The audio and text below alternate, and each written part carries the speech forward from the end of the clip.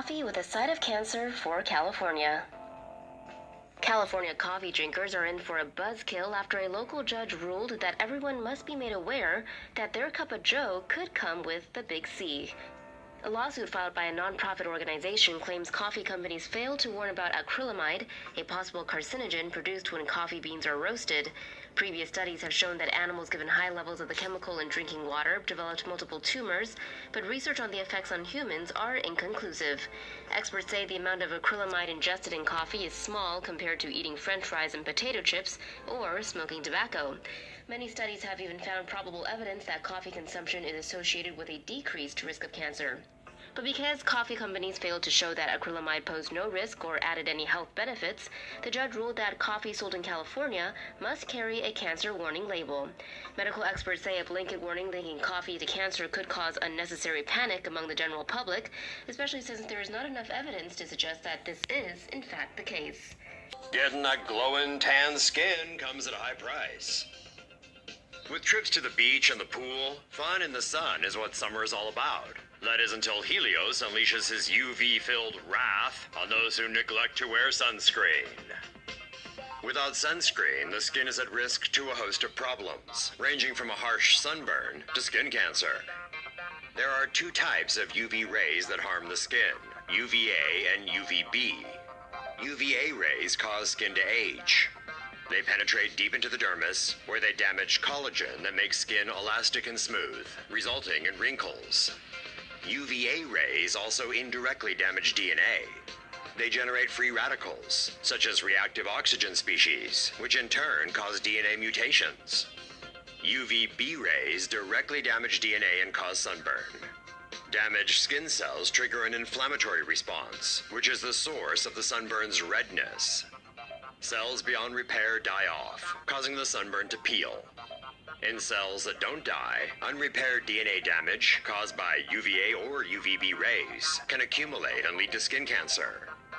Sunscreen protects the skin from UVA and UVB rays. It contains UV filters, which form a protective barrier over the skin by either absorbing or reflecting UV rays. To increase its ability to block UV rays, researchers are currently working on adding antioxidants to sunscreen. Buddy, you can run, but you can't hide. China is keeping close tabs on everyone as a suspect was recently caught with the help of facial recognition software when he entered a concert venue in eastern China. Reported by China's Xinmin Daily News, the suspect was one of 20,000 people attending a concert by pop star Jackie Chung Sunday evening in Jiaxing, China. According to Nanhu District Public Security Bureau, a few minutes after the suspect passed through the scanner, the system issued a warning that he was a wanted person.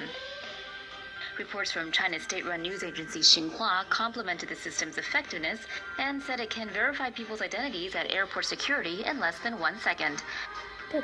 While Global Times, another state-run agency, reported that the system has also been used to monitor students' attentiveness at school, as one student is quoted as saying, "He's more focused and doesn't dare to fool around in class anymore." Yeah, right. With the help of the AI recognition system, authorities were able to quickly arrest the person while a massive crowd exited the concert venue. The man, who authorities identified only by his last name, Yu, is accused of taking around $17,000 worth of potatoes in 2015 without paying for them. Interesting enough, Yu is actually the third person arrested at a Jackie Chung concert.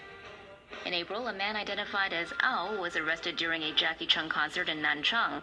And earlier this month, a man surnamed Liu was identified by authorities at Chung's Ganzhou concert.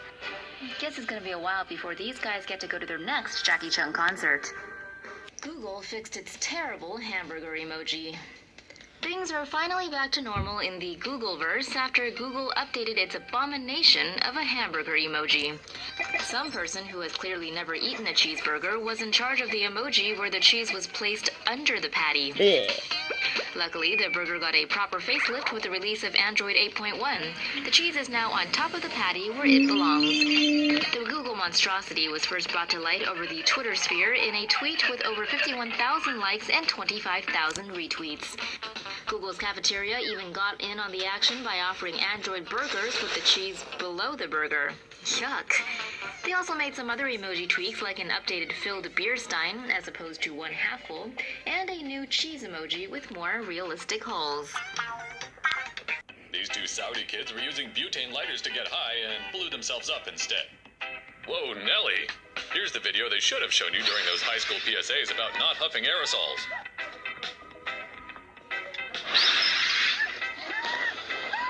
While trying to get high on butane, these Saudi teens went from one direction to Wile E. Coyote in a huff. The one dude, web handle Mohammed Al-Azam, is relatively fine, considering, with burns to only 6% of his body. But why would two handsome young men with their hair and eyebrows on fleek waste time chasing the big dragon? Because that's the only thing you can waste your time chasing in Saudi Arabia, where a joint will get you 5 years in the slam. Indeed, so many kids in the Gulf states huff butane.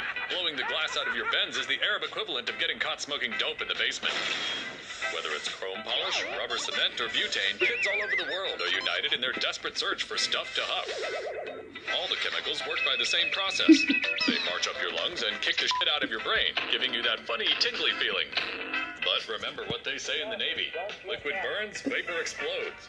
So, if you're in a confined space, fire ain't your friend.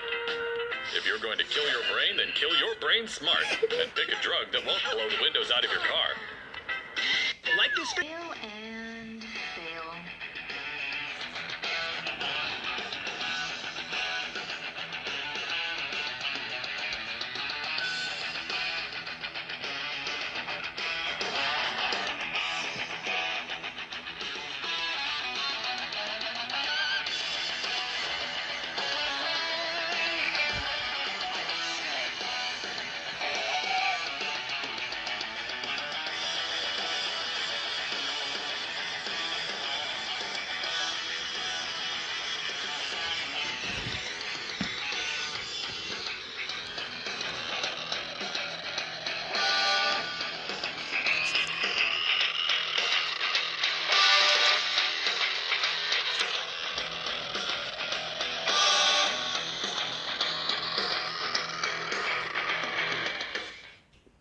upskirting can blows up in his shoe.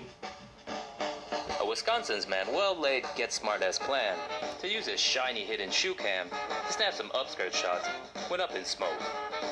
According to the Popo, the unnamed man had the shoe cam installed so he could catch a glimpse of the skirt underworld. Just as 007 slithered into place to start snapping, the battery for the camera actually blew up in his shoe. Unfortunately, Agent Shoecam only received minor burns to his foot. The man later spilled the beans during confession, after which the priest told him to turn himself in. However, since he was unsuccessful, the cops later released him. They what? That was a good idea. Not. Dum-dums fool around with croc trap. Photos of 4 men messing around with a baited croc trap have surfaced online, and everyone's heads are reeling from the stupid. A 79-year-old woman got snatched by a 4.3-meter-long croc in the same area less than 2 weeks ago, which makes the foursome stunt even more dangerous and idiotic. Most people see a trap and take it as an indication that the water is unsafe and teeming with crocodiles. But not these fellas. We're not sure if they're dumb enough not to know what traps are for, or if they just didn't care. Either way, the 4 grinning morons played around with a baited trap like it was some sort of adult jungle gym, climbing on top and even going inside. Never mind that there was a big glaring warning sign, though really, let's see how macho these idiots would be in front of a big, hungry crocodile. Nope. Yeah, thought so. Australian authorities have yet to identify the men, but they stand to face fines of up to $15,000 if found and convicted of tampering with the traps. Let the manhunt begin. No pay, no play. Lack of $10 leaves kids in tears. This is a woman who believes in fairness. If your family has an extra $10, you can play in the fun area of the school carnival. If your family happens to not have an extra $10, well, you can sit in the auditorium and weep. I don't care if you're 7 years old. Fair is fair. Yep. A public school in Queens, New York put together a pretty awesome carnival last Thursday. There were inflatable slides, a bouncy room, twirly teacup rides, food, drinks, and even a DJ playing kids' party tunes. About 900 kids at the school went to the carnival, but the play area entrance fee was $10. Don't have it? Then you can go sit with your tears in a dark auditorium. About 100 very disappointed children, most from immigrant Chinese families, spent the day in the auditorium learning that life isn't fair.